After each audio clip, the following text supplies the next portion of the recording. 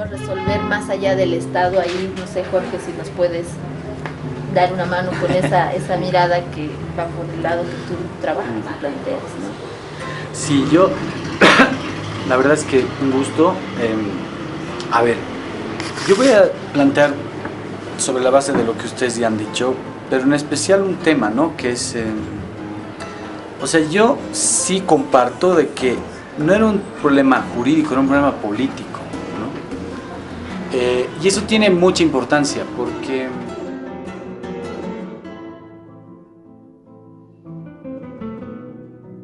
todo lo que ya se ha dicho de no socializar, de apurarse, de aprobarla más rápido, etcétera, tiene un componente bien complicado que es esa fusión que han explicado Iván, o sea, cómo se les ha ocurrido algo que era bastante progre en general, digamos, además en contra de muchas cosas de las que habían hecho, juntarlo, y entonces después ya realmente no se sabía, ese creo que fue el problema, o sea, ya no se sabía qué nivel de progre tenía, que estaba en la mano, no sé, de los que no eran punitivos ni estatalistas, autoritarios, no sé, ¿no?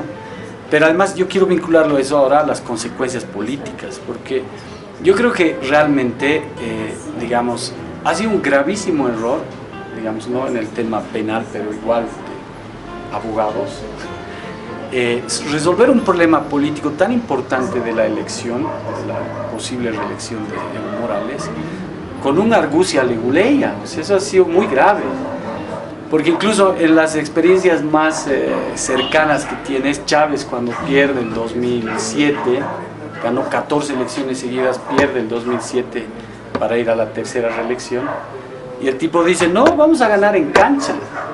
Y se preparan, y al PSV y a las bases, círculos bolivarianos, comunas, ¿no? Poder popular, etc. Por todo lo malo, burocrático, militarizado, lo que sea, pero era otra cosa.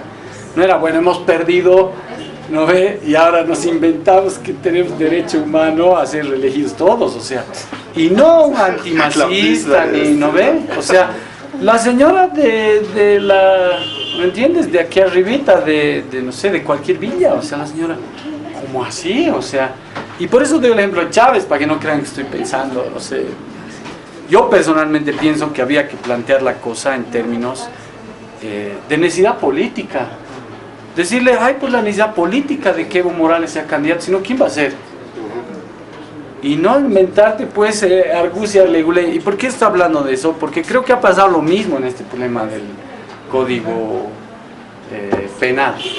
O sea, los abogaditos han empezado a meter su cuchara, ¿no ves? Los médicos y legisladores trataban de mantenerlo progresista, y al final ya ni siquiera ellos creo que sabían realmente cuán progresista era el código, ¿no? Porque sí es verdad, y yo ahí, no sé, tal vez haya un matiz, sí es verdad que justamente si todos estamos de acuerdo en que era político, habían cosas que estaban siendo malintencionadamente utilizadas también, ¿no? O sea, yo no soy abogado y hay mil detalles que no sé, pero yo oí algunas explicaciones y claro, decía, bueno, o sea, no está, es verdad por un lado que todo el mundo puede empezar a tener miedo de que le pase algo, pero por decirte, el tema de los médicos, ¿no? O sea, estaba claro que estaba dirigido a los médicos de la forma en que estaba redactado, y después lo cambian para que, digamos, se difumine, y en realidad es lo que hace que todos los demás se asusten, ¿no? O sea, si no especificas a qué te estás refiriendo, general, ¿no? Exactamente, entonces dices, bueno, eso ha sido resultado también de la presión, llamarle de quien quiera, sectores conservadores, antimacistas, no sé. Entonces, yo creo que este es un tema clave, y ahí yo quisiera hacer énfasis en una cosa, ¿no? O sea, me parece que justamente el punto fundamental de eso es que no se ha comprendido en el manejo del Código Penal, en el manejo de las coyunturas políticas, que ha habido ya un cambio de la situación política. O sea, yo oí a compañeros que generalmente estimo sus opiniones, pero decían cosas, decían, bueno, pero esto es pues una revuelta de las élites, ¿no? Justamente haciendo referencia a que era una lucha de pura clase media. Y así puede ser malo, pero por eso tienen poder, o sea, por algo son pues las élites. Esa subestimación ha sido terrible. Esa subestimación ha sido muy grave, porque tú, digamos, ya, bueno, cedes en el tema de los 2 o 3 artículos y no es suficiente, y después tienes que abrogar todo el código. Entonces hay un tema complicado, yo creo, de cómo combinar, digamos, lo jurídico con lo político. O sea, esa combinación de lo jurídico en la definición esa de la interpretación del tribunal, pero, o sea, es pues una metida de pata, o sea, digamos, tú te has asegurado a la mala, además, ¿cómo vas a salir tú a decir? Era lo mismo que veías a veces con lo del código, ¿no? ¿Cómo vas a salir a decir tú, bueno, tenemos 4 días, le venga o no le venga, le vamos a meter como sea? Hermano, ¿qué me estás diciendo? Siendo yo un masista, no importa o no. O sea, no estoy, ¿me entiendes? O sea, yo veo un montón de gente que apoya al gobierno, que vota por Evo Morales, etcétera, etcétera. Dice, hermano, no, así no, viejo. O sea, ¿de qué me estás hablando? Y eso es lo que se expresó en el problema después de esa desconfiguración absoluta de las capacidades legislativas, de debatir lo jurídico, porque ya estábamos en un escenario político en el que eso no era posible. Y yo retomo lo que tú dices, yo personalmente pienso ahorita, ojalá me equivoque, pero es casi absolutamente imposible algo que sería maravilloso, una salud universal gratuita. Pero ¿y por qué es imposible? Porque han subestimado un montón este problema del código penal, del conflicto con los médicos. En Bolivia, por ejemplo, sería mucho más fácil, tienes 10 millones de personas, los resolverías eje central, La Paz, Cochabamba, Santa Cruz. En la constituyente ya se discutió eso. Entonces, me parece a mí que, yo no soy abogado y he aprendido mucho de lo que han explicado, pero yo creo que el gran problema es ese, o sea, hay como una incapacidad de mantener en un nivel jurídico y con los elementos progresistas lo que hacen. Porque, por ejemplo, alguien podría haber dicho, mire, señor presidente, discúlpeme, Chávez hizo así. No hacer una argucia leguleya. O sea, no, yo personalmente pienso que sí hace falta que candidate Evo Morales, pero no así.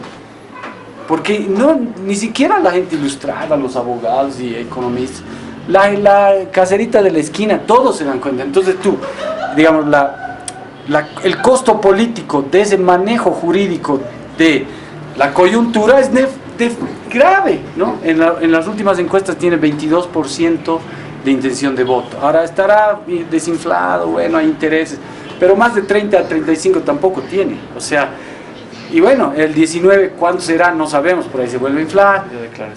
Y fue el mismo, o sea, a ver, todo está pensado, digamos, el Código Penal, desde una incapacidad de leer las posibilidades jurídicas de avance de ciertas cosas, que no sea desde una visión absolutamente incapaz de leer las posibilidades de esa coyuntura. O sea, pero, a ver, esto es un tema clave absolutamente, pero aquí primero yo creo que hay un tema que no se puede separar lo político de lo jurídico. Lo jurídico es la expresión de lo político. La manera como el Estado hace política y se expresa y se comunica con sus ciudadanos es a través de las leyes, a través de las normas, a través del derecho. La razón por la cual, hasta que entraron los economistas en los años 90 a tomar todo por asalto y a ponerse a escribir leyes, por la cual todos eran doctorcitos en el Estado, es porque la vinculación derecho y Estado es íntima, ¿no? Y esto es un tema político, pero no solamente un tema político partidario, ¿no? La política partidaria, no hay duda, es un tema de oportunidades, es un tema de tiempos, es un tema de cálculos, y el propio hecho de que el gobierno se haya vuelto tan autorreferente les ha hecho cometer los errores que tú dices, ¿no? De no tener una lectura del panorama, de no ver que era un craso error juntar la sentencia constitucional, la elección judicial y el código penal en las mismas semanas. Era una locura total. Parecía casi a propósito, ¿no? Sí, no, era una locura total. Claro, hacía a propósito, con la idea de, pum, les dan con todo aquí y listo, asunto resuelto. Navidad. Cuando pasa exactamente todo lo contrario, ¿no es cierto? Ha sido un cúmulo de tantas cosas juntas que ya no sabían con quién pelearse. Porque en el tema del aborto es clarísimo, pero tenías por un lado los evangélicos de las iglesias y más presionando muchísimo en contra de la legalización y de que se aflojen las sanciones, etcétera, etcétera, que se aumenten las causales de no sanciones. Por el otro lado tenías a grupos feministas y progres y demás que decían, no, más bien sácalo ese tema de tu código y olvidémonos del tema penal del aborto, lo volveremos un tema de salud pública, no sé qué, ¿no? Y es solamente un ejemplo porque es el más clarito, que eran dos posiciones totalmente encontradas y que es imposible conciliarlas, ¿no es cierto? De hecho, la redacción de ese artículo en el Código Penal, ya en el Código Banzer, ya es un compromiso interesante, ¿no es cierto? Y en el nuevo código, en ley 1005, me parecía que justamente porque ha sido probablemente el único tema que ha sido debatido, estaba bastante bien escrito. Muy diferente al que se inicia. Sí. Si tú revisas las versiones históricas del artículo del aborto, en todo el año pasado, de la versión 1 a la que se termina aprobando, hay un debate interesante, hay muchos cambios, hay cosas que entran y que salen. Y ahí me parece interesante seguir con esta idea que planteas de que lo jurídico y lo político son indivisibles. ¿Por qué? Por eso que les decía hace un momento al terminar, ¿ustedes creen que va a haber un nuevo código penal en estos 2 años que vienen? Claro, igual que el tema de la salud. Sí. No lo veo posible, porque justamente si vamos a asumir que ha habido un error en la falta de socialización, deberíamos entrar a socializar el código. Y en el ejemplo que sigamos utilizando el tema del aborto, no vas a lograr un consenso. No vas a lograr que las dos posiciones mayoritarias sobre ese tema, que no sé si es 50-50, creo que más bien hay un 25% de gente pro vida, en todos los casos estoy en contra, no llega al 10% de la gente que dice aborto siempre, y el resto de los bolivianos, la mayoría, un 60% más, depende. Sí. Si es niña, y es lo que y es violación, y además va en contra de su salud, sí, pero en los otros casos no. Depende, no es una posición de los dos grupos de hooligans que hay en este tema. Un grupo durísimo a un lado que dice no, nunca, jamás, por nada del mundo, y otro que dice no, esto no es delito y esto es decisión. Derecho. En el medio está el grupo fuerte de bolivianos que no vas a lograr convencerlos socializando, y eso también te va a pasar con los choferes en el tema del homicidio en accidente de tránsito, siguiendo con ese tema, pero con una realidad terrible. Hay un factor que siempre hay que usar en derecho penal, que es la cantidad de muertes que tú tienes en un país por cada 100.000 vehículos. Tienes que calcular cuál es tu parque automotor. En Bolivia estamos con un parque automotor altísimo, y todos los países hacen este cálculo. Dicen, ¿cuál es el promedio de muertes en accidente de tránsito que tienes por cada 100.000 habitantes? En el mundo es menos de 1. En Chile, que es el país que le va mejor en Latinoamérica, está en 4. ¿Saben cuánto estamos nosotros? 21. Es decir, tenemos muchísimo nivel de muertes en accidente de tránsito. Entonces, cuando empiezas a preguntar por qué es esto, o por cómo lo han bajado los chilenos, cómo lo han bajado los demás países, resulta que son temas bien, que no son solo penales. Ayuda mucho que tengas un tema penal en el que tengas una pena interesante para esto. No voy a decir fuerte, pero habían sido otras cosas las que te motivan a que esto baje. La calidad de los cascos, el uso del cinturón de seguridad, el hecho que nunca puedas manejar a más de 40 kilómetros en las ciudades, cómo haces tu señalización en carreteras, estadística, es decir, ¿dónde muere más gente en la carretera La Paz Oruro? En esta curva. Entonces esto está mal diseñado, lo arreglaremos. O sea, es toda una política integral que te permite bajar esos 20 a menos de 1, que es lo que ha hecho el mundo. Y te estoy tocando los dos temas durísimos: aborto, el tema de los accidentes de tránsito. Inclusive en este tema, yo en eso discrepo, he salido mucho a defender el código, pero en el tema de la trata de personas y el tema religioso, yo sí que soy un convencido de que hay que poner en el tipo penal que es una forma de trata de persona el lavado de cerebro que hacen muchos grupos religiosos con este famoso diezmo. Yo les contaría los casos en los cuales familias que no son ricas terminan entregando su tractor y su casa y no sé qué a un grupo evangélico que tiene, además te lo dice, nosotros vamos a ir con el evangelio del miedo. y vamos a ir a conseguir que aporten a nuestra iglesia y que nos dejen todo. Entonces, hay unas formas de tratar personas de los grupos religiosos, y eso políticamente es incorrecto decirlo, y menos en un debate como el que estábamos ahí. Yo que lo defendí ese artículo, lo que dice Esteban, he usado muchos argumentos, pero había que usarlo, hay que poner el tema de que hay grupos religiosos que están usando el evangelio del miedo y que están quitando a gente humilde con el miedo de la religión todo su patrimonio. No está bien, pero eso políticamente es incorrecto. Por eso llegar a una socialización del código nuevamente y que todos los bolivianos muy felices aprobemos un código ideal es imposible. Pasó en Argentina, pasó en Brasil, pasó en todos los países que se han planteado una reforma penal. ¿Qué es lo que han hecho todas las sociedades? Han dicho, aunque no les guste, haremos este grupo de 10 tipos más o menos honorables que nos propongan un código y lo aprobaremos, pero no vamos a lograr consenso. O sea, una de las pocas leyes en las cuales la socialización no va a funcionar es en el Código Penal, y lo necesitamos modernizarlo, actualizarlo, que funcione bien. Primero separarlo, ¿no? Por un lado lo penal, catálogo de delitos, por otro lado lo procesal, y en este catálogo de delitos tenemos que ir en esta lógica que les planteo. A ver, vean ustedes que, otro dato importante, por cada 100.000 personas, ¿cuántas muertes violentas hay en un país? En Bolivia estamos en 4 o 5, y somos uno de los países con menos cantidad de muertes en Latinoamérica. Ahorita en Caracas, en Venezuela, están ya llegando a 15, y en un país en guerra el promedio es 10. Ya verán ahí que los datos son alarmantes en Venezuela, porque han armado a toda la población, todo el mundo tiene su arma y puede pasar cualquier cosa. Entonces, ves que el tema de la muerte violenta requiere pues tecnología, requiere que tengas máquinas de ADN, requieres una policía con muchos elementos, porque si tú no investigas y resuelves un crimen en las primeras 48 horas, no lo vas a resolver.